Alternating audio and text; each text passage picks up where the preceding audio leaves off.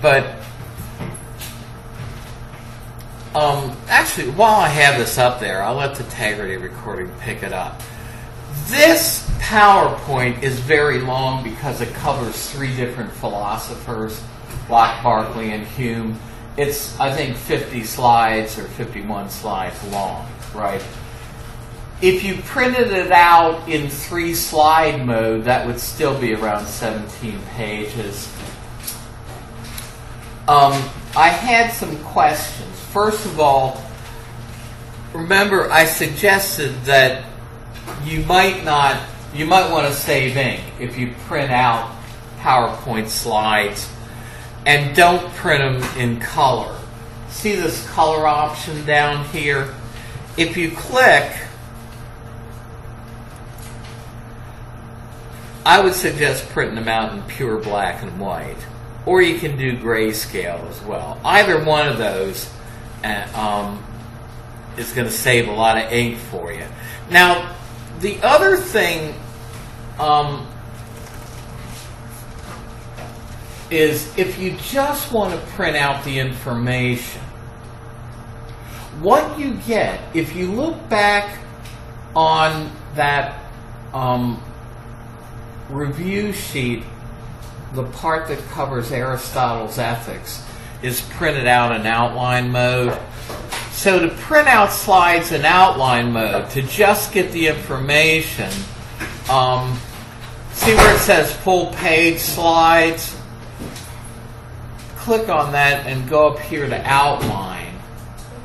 And if you printed out a 50-slide PowerPoint in full-page slides, your printout would be 50 pages, right? If you just want the information and nothing else, use outline mode and you'll print out the whole thing in probably around 4 pages. So, and that's a good thing because I'm going to let you refer to that like it did last time. Okay, so you can bring that to the test. So the test will be a week from Monday, not a week from today. But look later online. So you'll have the essay questions over 2 weekends, not just over one. Okay, well, I'm going to at least start this long PowerPoint on empiricism. We call these people the British empiricists, and it is not unusual in a 4-year school. Now, in a bigger university, right? Even though we're a university, we're small as universities go, right? Occasionally, we've taught a separate upper-level undergraduate course just on British empiricism. You know, this is often taught as a course unto itself. I took a graduate course at the University of Kentucky on empiricism. Anyway, so we call these people the British empiricists. And as I said, if the rationalists claim that reason gives us a special in to knowledge that's even better than anything the senses can do, if that seems a little unusual to you, it's because you and I have been trained. Is there a roll going around? Oh, okay. It's basically because you and I have been conditioned to be empiricists from our early schooling. We've been conditioned to believe that if society has gathered any knowledge, it's come from what our senses or our senses aided by equipment like microscopes and telescopes give us. That it hasn't come via exercising reason as a special faculty that gives us more of an insight to knowledge than our senses.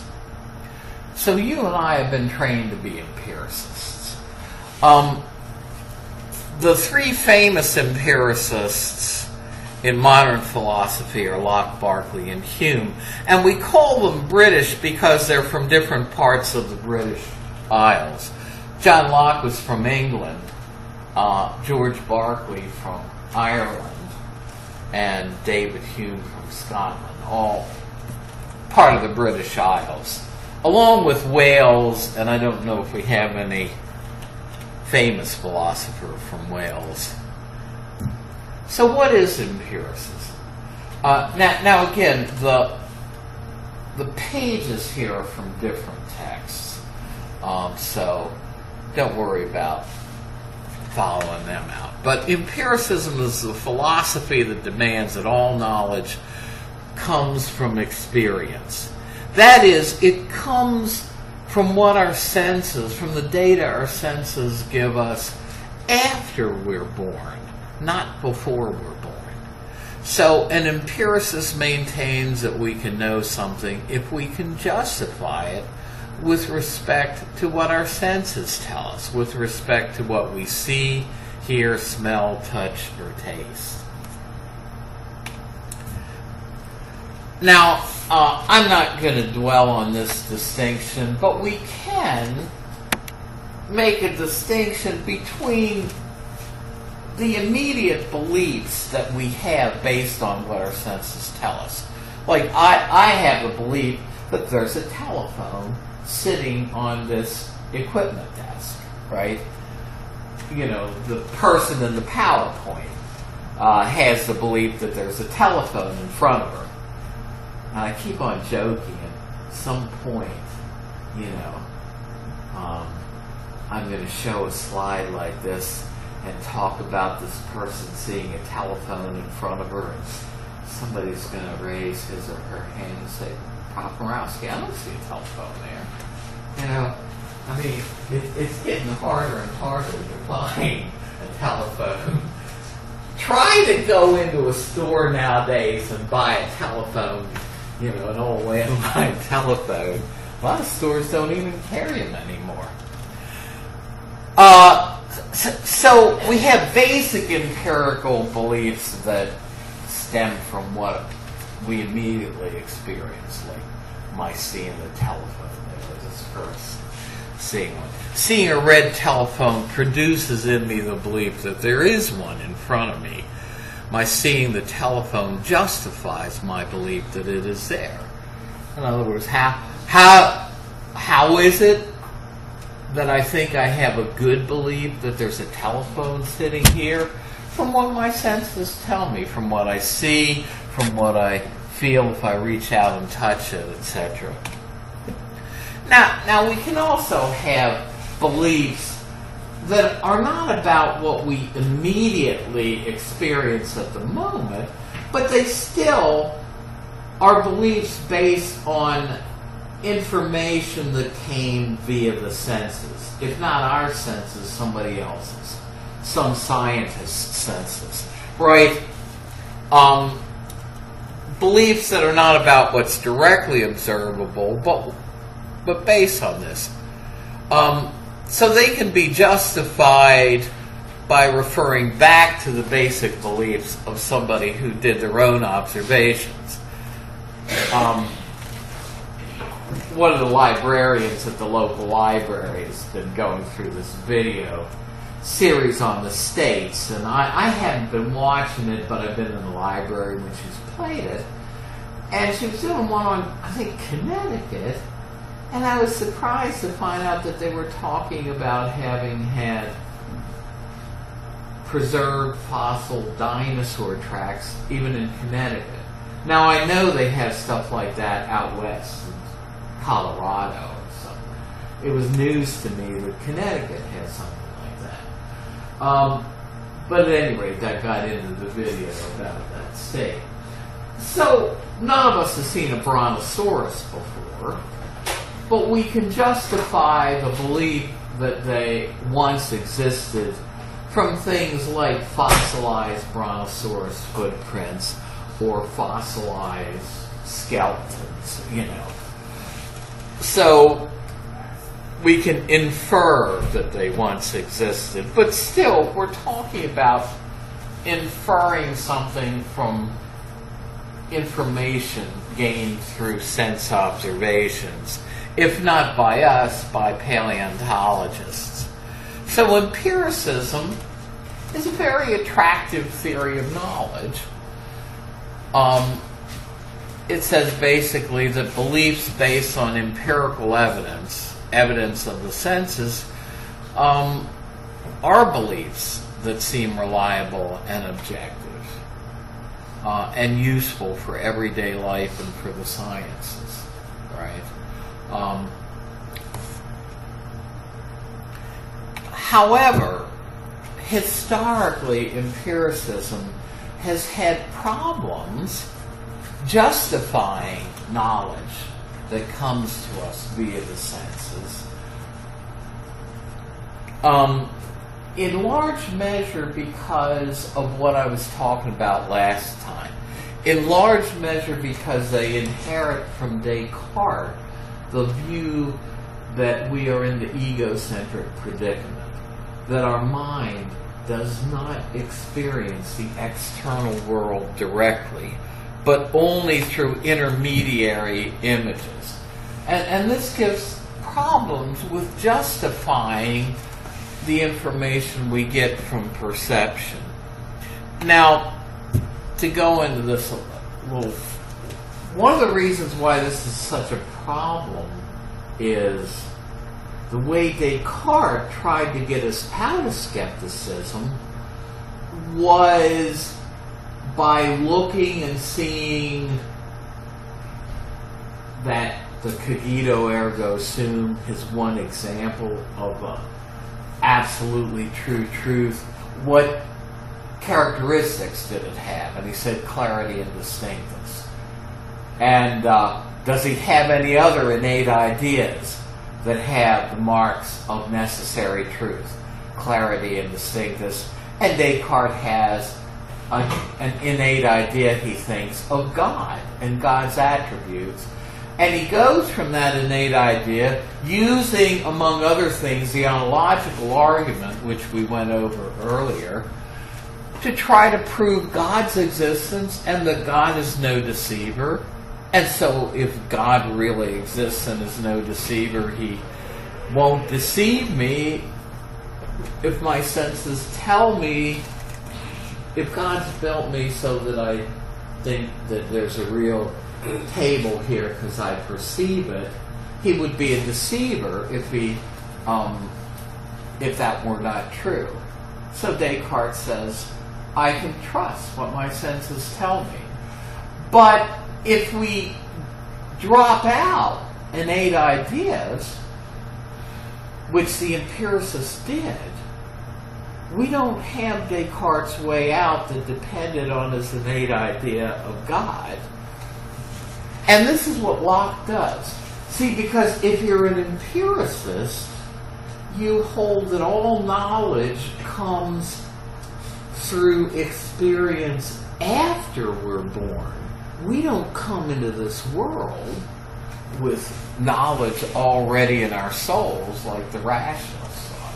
See, the rationalists thought that things like knowledge of the truths of mathematics, moral knowledge, knowledge about God, all was put into us innately by God at birth. The way I like to say it is, the rationalist view, you and I know, if we bought a computer, either online from Dell or someplace like that, or we went into Best Buy and bought a computer, it would have a lot of stuff already on the hard drive, right? Programs like an operating system and annoying demo programs that take up space on your hard drive. Right? And that's a kind of analogy for how rationalists think about our mind at birth. That our mind, when we come into this world, is like a hard drive that already has a lot of information on it, innate ideas. Now, Locke rejected the rationalist claim, as this slide says, that we have some knowledge at birth. There are no innate ideas. For him, if you look at that whiteboard over there, or if you look at a blank tablet, Locke says the mind is like a blank sheet of paper at birth, a tabula rasa.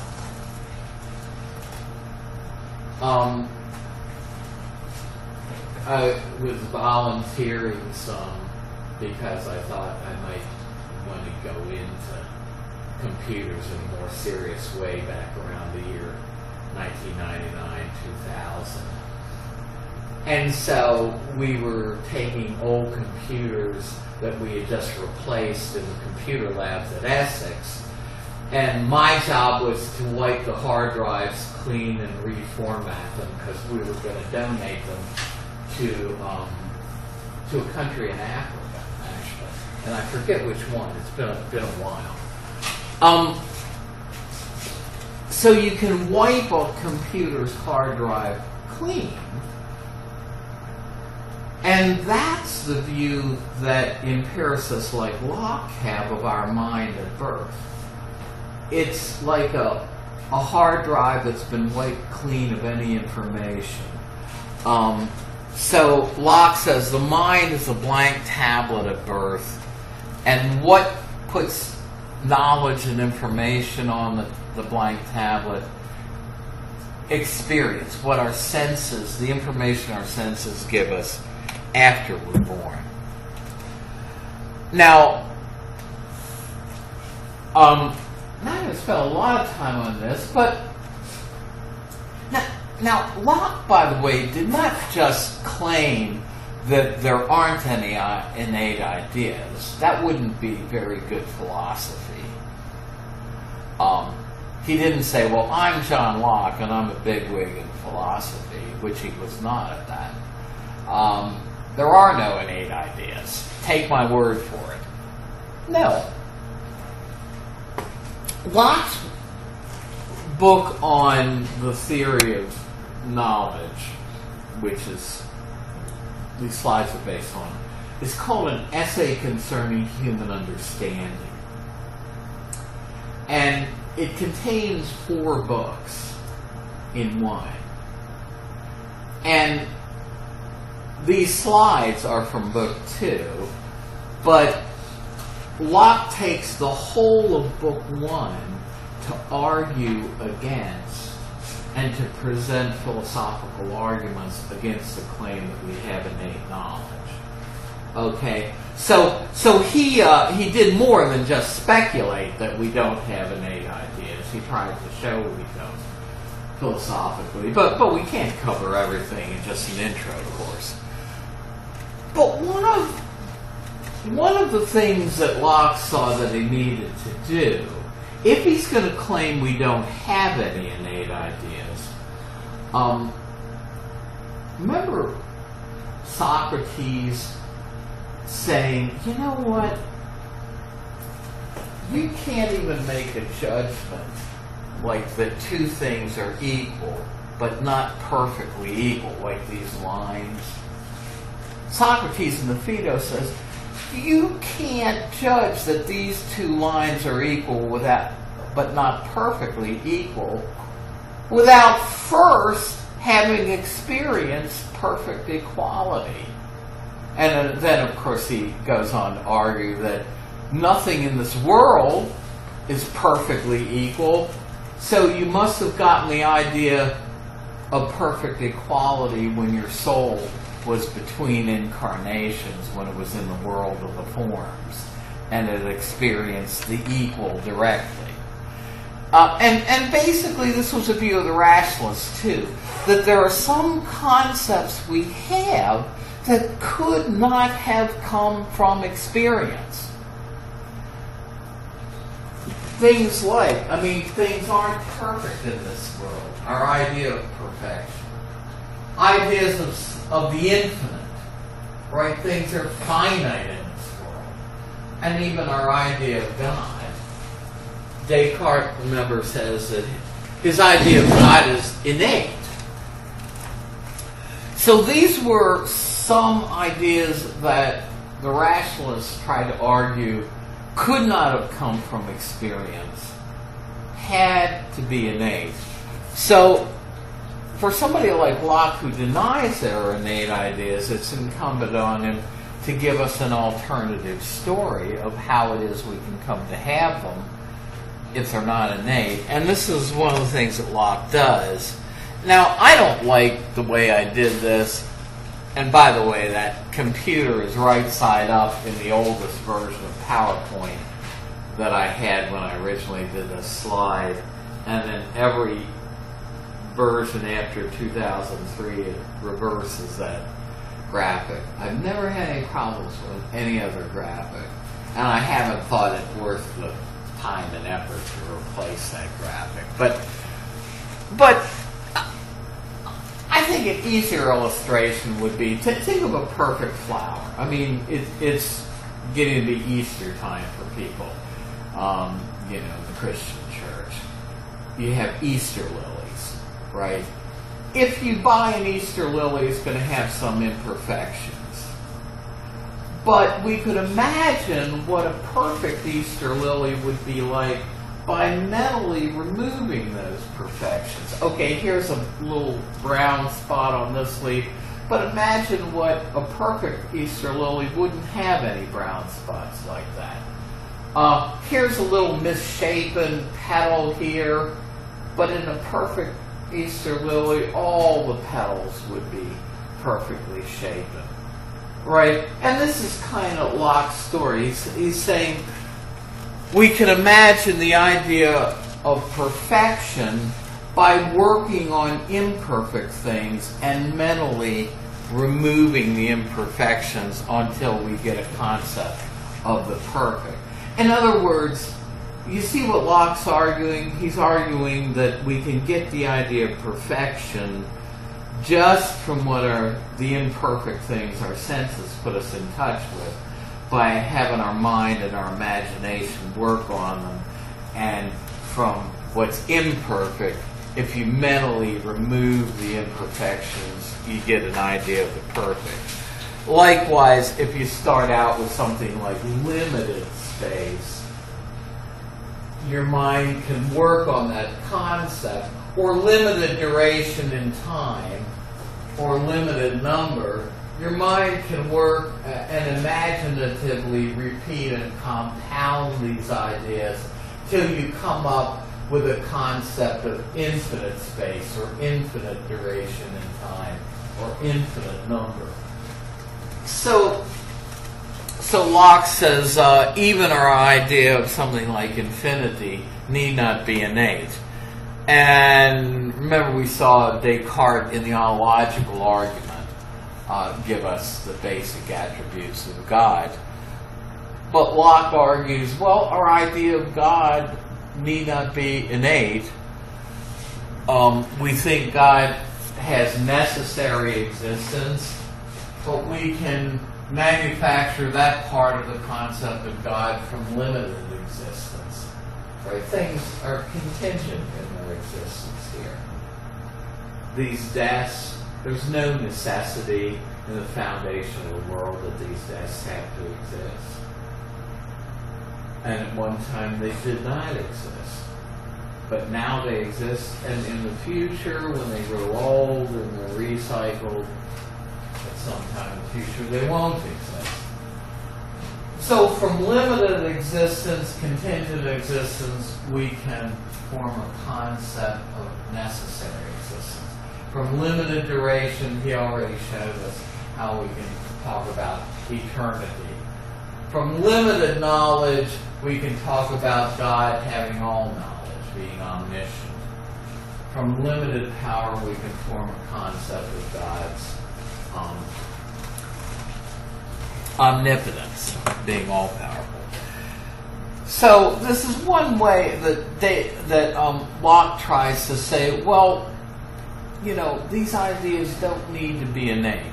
There are other ways we can account for our having them. Now, again, this is kind of tedious technical stuff. but it's stuff that has profound implications for knowledge. And why? Well, we're getting to the beginning of that story. Descartes put us in the egocentric predicament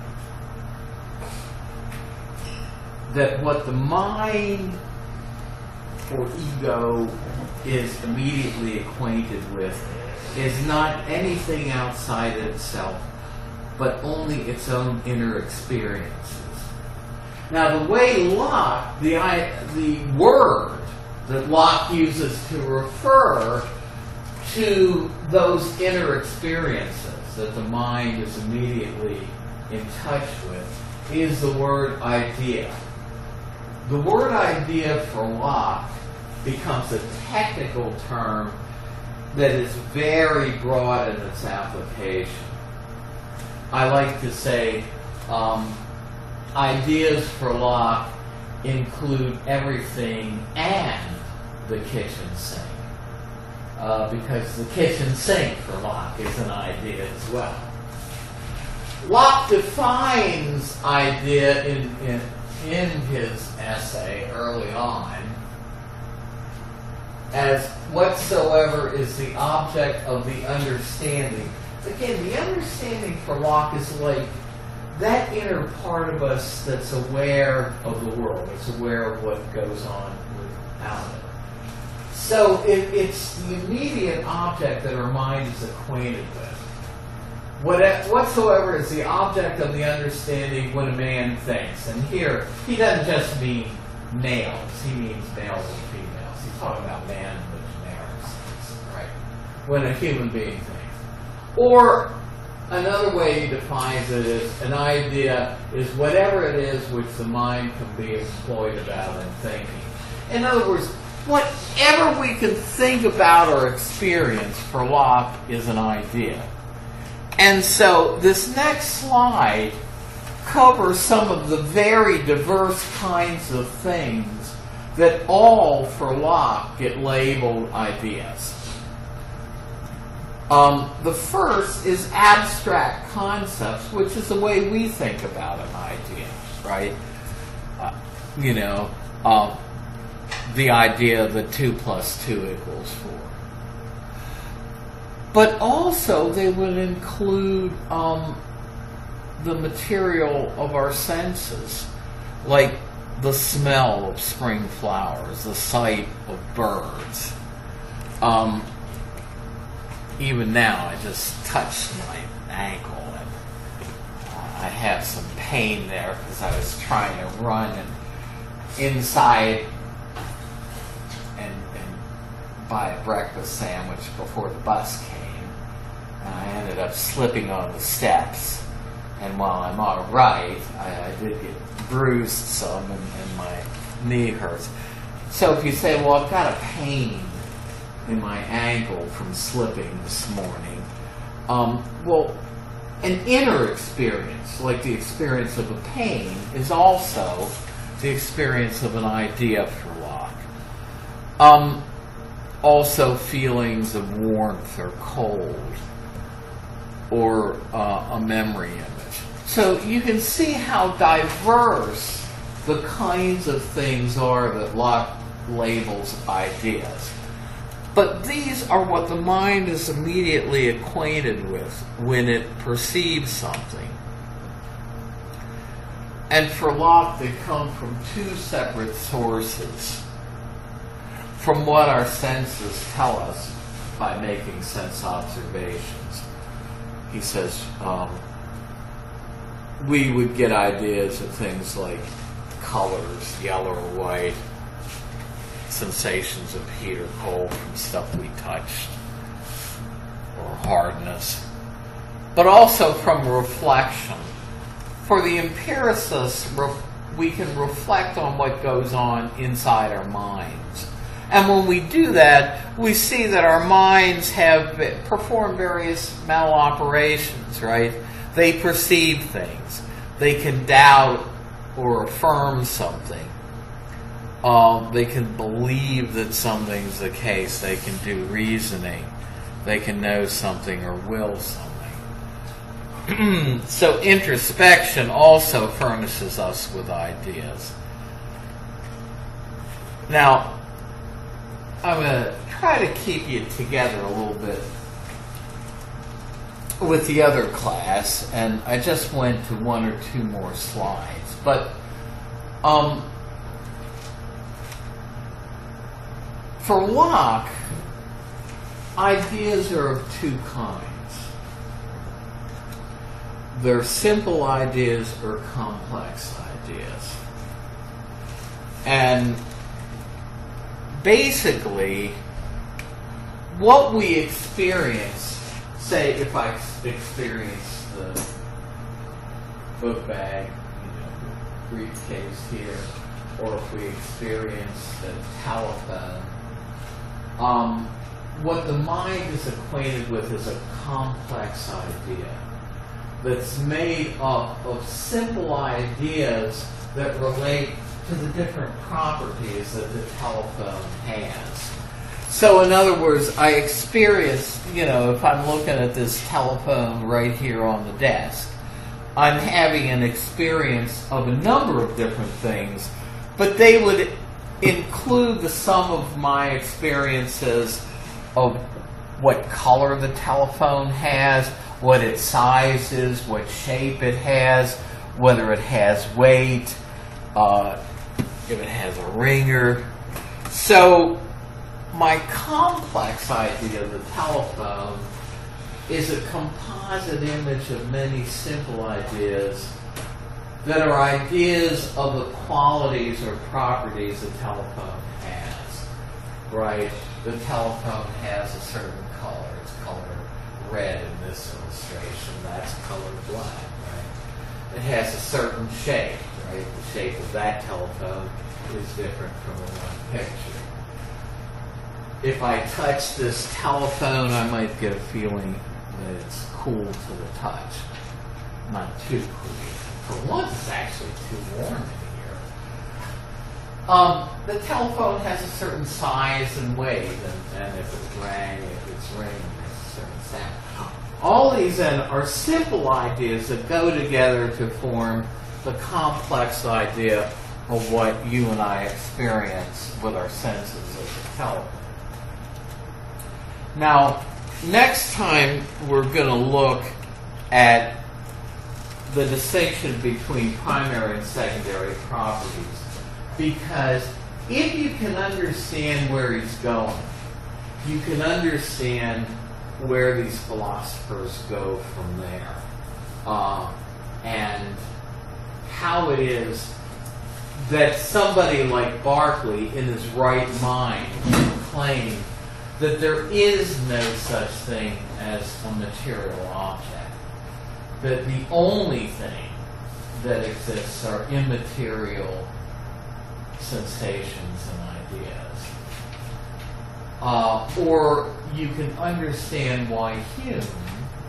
See, if the mind is immediately acquainted only with an internal perception, the problem, and we'll see this in Locke next time, is to go philosophically from the claim that I have an image of a book bag in front of me that my mind is acquainted with,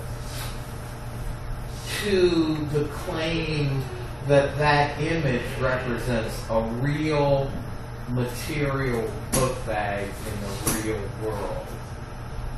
Because for Locke, when we all experience the book bag, none of us does so directly. We all have an internal mental image which represents the book bag. But note, the image somebody over that part of the room would have would be different from the one I have standing where I am, or the one you would have in the back. And so the empiricists would say, well, we all have a different private mental image, a different combination of ideas. We all have a different complex idea in our minds, but for Locke, there is a real world, there's a real book bag, And all of those different complex ideas, those different private ideas represent one in the same book bag in the real world. Now, the problem is justifying that claim philosophically. And it becomes a tough row to hoe for these guys. Okay, well, thank you very much for coming out. Again, I'm going to try to post at least a question sheet.